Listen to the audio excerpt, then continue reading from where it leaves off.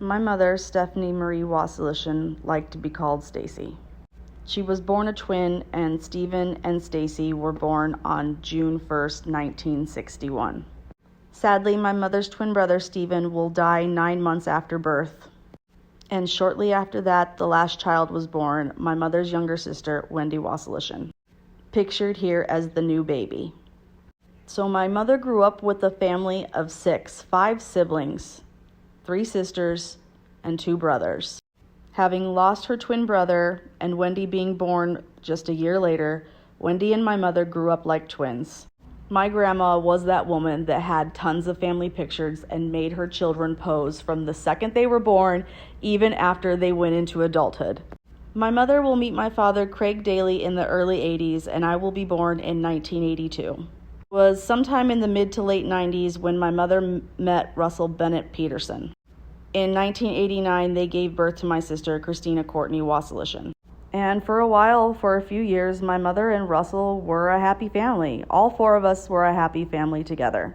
But by 1992, 1993, the relationship was starting to break down. And my mom was calling my aunt a lot and telling my aunt about this on a daily basis. On July 8, 1993, my mother will call my Aunt Wendy in El Cajon, California at 7:42 p.m. After she gets off the phone with my aunt, my mother will call my father, Craig Daly, at 8:06 p.m. They will talk for 107 minutes. They are the last to speak to my mother via telephone before she's murdered. Sometime between 11:15 and 11:30, Russell will come home from work. Russell will find out about that 107-minute phone call with my father. Russell and my mother will get into a very heated argument over this telephone call. Sometime after 1 a.m. on July 9th, 1993, my mother will be shot through her neck and pronounced dead on the scene. The coroner will rule my mother's death a homicide. She was shot with the .44 Magnum Ruger Red Hawk, which is a double-action revolver. What's the difference between a single-action and a double-action revolver? A single-action revolver has a light and smooth trigger pull, as it only needs to drop the hammer. This allows for more accurate shooting. A double-action revolver has a heavier, longer trigger pull, which can be detrimental to accuracy. The medical examiner will test for gunpowder residue. Her right hand will be negative. Her left hand will be positive. The medical examiner will rule this as defensive posture and position, i.e. a homicide. This is the front cover incident report that shows that Russell Bennett Peterson called for assistance 911 at 1:40 a.m. on July 9, 1993. So why is he calling his father, Kenneth Peterson, at 1:36 a.m., 4 minutes before he'll call 911? The evidence is here, blown up for comparison. See for yourself and match up the numbers. He called his father, Kenneth Peterson, in Glendale, Arizona at 1:36 a.m. He asked his father what he should do. My mother's funeral service was that next Wednesday, July 14th. I'll never forget it.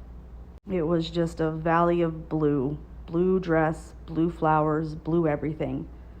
I don't know why they picked blue. Maybe because my mother looked so beautiful in that beautiful blue dress. Or maybe the blue just represented how sad our family was to lay her to rest long before it was her time. Regardless, I still hate the color blue. Russell Peterson will kill my mother in a split-second crime of passion. But he's not the only one to fail my mother. This goes well deeper than just Russell Bennett Peterson. For almost 3 decades, the Sedona Police Department has subsequently covered up for this murderer. Over and over again, as a police department, they will fail. Listed right here in this supplemental report on October 15th, 1993, 3 months after my mother's murder, they allowed the suspect to bring in his own phone bill. They did not subpoena this and obtain this for themselves. They allowed the suspect to bring it in months later. Another example right here. The Yavapai County Attorney, Mr. Hastings, requested a psychological review of Mr. Peterson's statements. The Sedona Police Department will never supply this. Another example of evidence of the Sedona Police Department failing my mother. 5 months after my mother's murder, the Sedona Police Department is canceling scientific examination reports on the weapon. By November of 1993, they quite frankly gave up investigating. Request for withdrawal of that scientific examination report came 3 weeks after they obtained the phone bill from the suspect. hard evidence to show that Russell Bennett Peterson lied throughout his whole statement. For the next 30 years, the Sedona Police Department will continue to cover up for this murderer. We received this letter from the Sedona Police Department in March, stating, "The current status of this case is inactive. This means the case will only be accessed when new viable information, evidence, or leads are reported. Periodic reviews of the case will be made by the assigned investigator to review any new evidence or leads. Many police officers and detectives have investigated this case since 1993. After completion of the initial investigation, the case was submitted in consideration of filing charges, and the Yavapai County's office denied prosecution. There is not another charging body or agency that has authority to bring charges in this case. Jurisdiction for charging remains with the Yavapai County's Attorney's Office. Reinvestigation into this case has been made, during which leads have been tracked down to include interviews and attempts to contact a suspect. During this latest reinvestigation effort, the suspect was not able to be contacted in person or by electronic means. Please know any contact with a suspect by law enforcement at this point must be consensual, and the suspect cannot be forced to speak or answer questions should they choose to decline the opportunity for an interview. Attempts to intimidate and harass police personnel involved in this investigation, including sworn, non-sworn, legal, or clerical personnel, cannot be tolerated.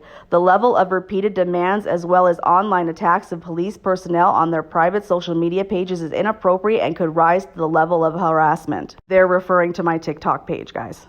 Requests for material related to this case are in progress through our record department and will be available as soon as possible. We are dealing with old technology and are working diligently to provide an accurate and complete case file. Lieutenant Carl Walk of the Sedona Police Department. As you can imagine, being a family member of a victim and reading that letter from the Sedona Police Department was quite upsetting. So my aunt and I got right to work, and we began writing to the United States Department of Justice, to the Arizona Attorney General, to the Yavapai County's Attorney's Office, and we made sure that we mailed those guys off. We did receive a response from the Arizona Attorney General directing us to the United States Department of Justice. The FBI sent Agent Craps to the Sedona Police Department to do a little bit of investigating. Unfortunately, the FBI is a federal agency and they cannot overtake my mother's case unless they are invited by the Sedona Police Department. Essentially, the Sedona Police Department told the FBI to kick rocks. Sedona Police Department just doesn't seem to care about my mother, Stephanie Marie Wasilishin. Fortunately, through this journey, we have found people that are willing to help us and that do care about my mother. Fox 10 News is one of them. In June, they released a 2-part story on my mother's murder. It's 14 minutes long. Please Google my mother's name, Stephanie Wasilishin, and watch it and judge for yourself.